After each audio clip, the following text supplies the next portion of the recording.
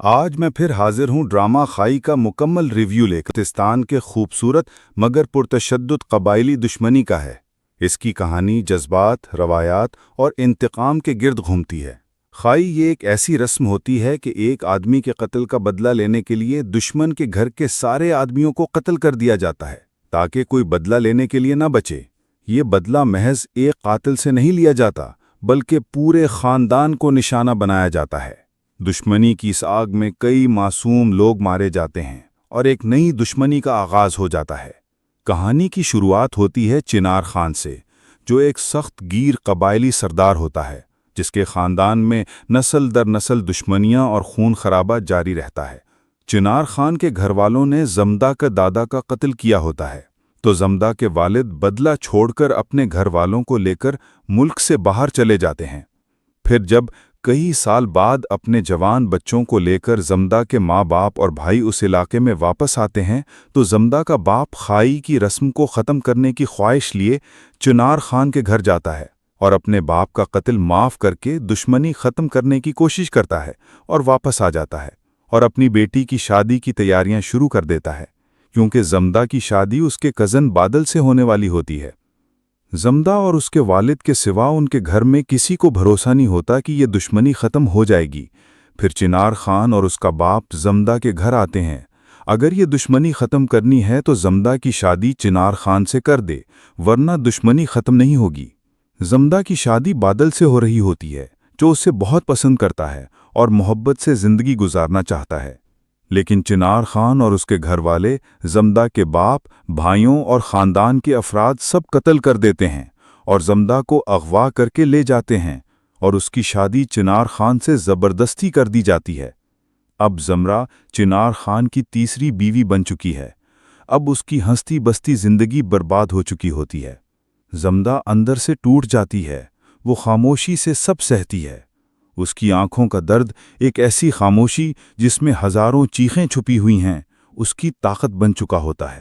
وہ چنار خان سے اجازت لے کر اپنے گھر جاتی ہے۔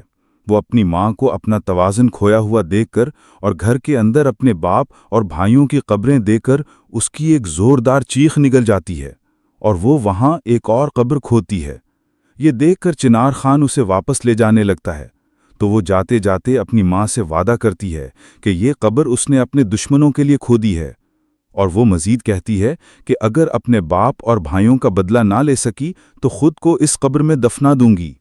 اب وہ اپنے صبر کے ساتھ دشمنوں سے انتقام لینے کے لیے تیار ہوتی ہے، جس میں اس کی مدد بادل کرتا ہے۔ اب ایک ایک کر کے چنار خان کے گھر والے قتل ہونا شروع ہوتے ہیں۔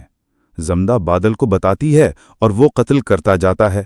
اس طرح چنار خان کے گھر والوں میں جھگڑے ہونا شروع ہو جاتے ہیں اور زمدہ کے لیے بدلہ لینا آسان ہو جاتا ہے۔ اب چنار خان کا باپ زمدہ پر شک ہوتا ہے کہ اب یہ معاملہ خائی کی طرف جا رہا ہے۔ جس دن سے زمرہ اس گھر میں آئی ہے، ایک ایک کر کے ہمارے خاندان کی نسل ختم ہوتی جا رہی ہیں۔ وہ اپنے اوپر سے شک مٹانے کے لیے بادل کو پکڑوا دیتی ہے اور چنار خان کا باپ، جو اپنے جوان بچوں پوتوں کی موت کے صدمے میں بیمار ہو چکا ہوتا ہے، اس کا دم گھوٹ کر مار ڈالتی ہے۔ لیکن چنار خان کی پہلی بیوی، جو چنار خان کی کزن بھی ہوتی ہے، اپنا بدلہ لینے کے لیے زمدہ کی بادل کو آزاد کروانے میں مدد کرتی ہے۔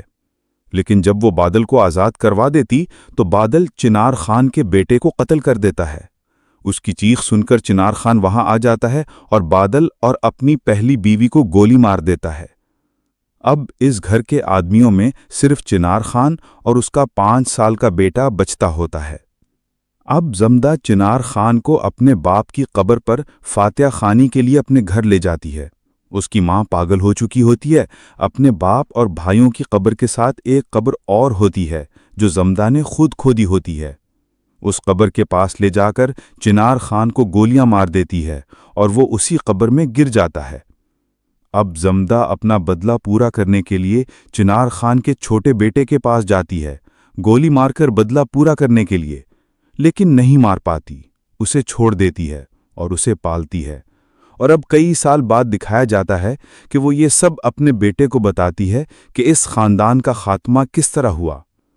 چنار خان کے خاندان کا یہ حال دیکھ کر اس علاقے کے لوگوں کا بھی دل دہل جاتا ہے اور اس طرح اس علاقے سے خائی کی رسم کا خاتمہ ہو جاتا ہے۔ آپ کو کہانی کی ایکسپلینیشن کیسی لگی؟ اپنی رائے کا اظہار کر کے ضرور بتائیے گا۔ شکریہ۔